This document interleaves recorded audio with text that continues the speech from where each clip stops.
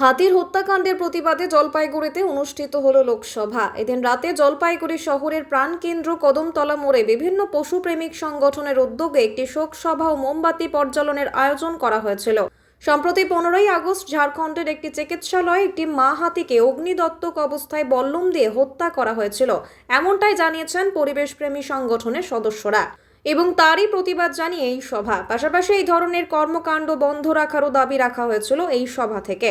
সেখানে উপস্থিত ছিলেন বিভিন্ন পশুপ্রেমিক সংগঠনের সদস্যরা।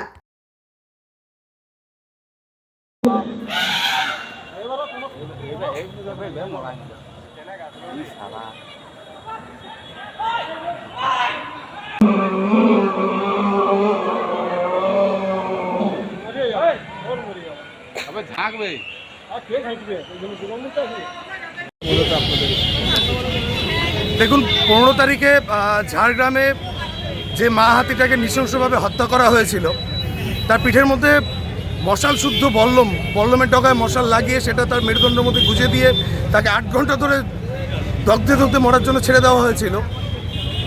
আজকে যখন গোটা দেশ আরজি করে কাণ্ডের জন্য মুখর আন্দোলিত, তখন এই একটা নিঃশব্দ মায়ের মৃত্যু আমাদের মুখে ঝড় তুলেছে। আমরা যারা বন্যপ্রাণী নিয়ে ভাবিত, যারা পরিবেশ নিয়ে ভাবিত, আমরা এই হাতি যে নৃশংস হত্যা, তার বিরুদ্ধে প্রতিবাদ জানাতে এবং সেই মৃত হাতির আত্মার প্রতি শান্তি কামনা করে আজকে জলপাইগুড়ি বিভিন্ন সংগঠনের পক্ষ থেকে আমরা সবার মিলিত প্রয়াসে এই কদমতলা মোড়ে একটি শোক সভার ব্যবস্থা করেছিলাম।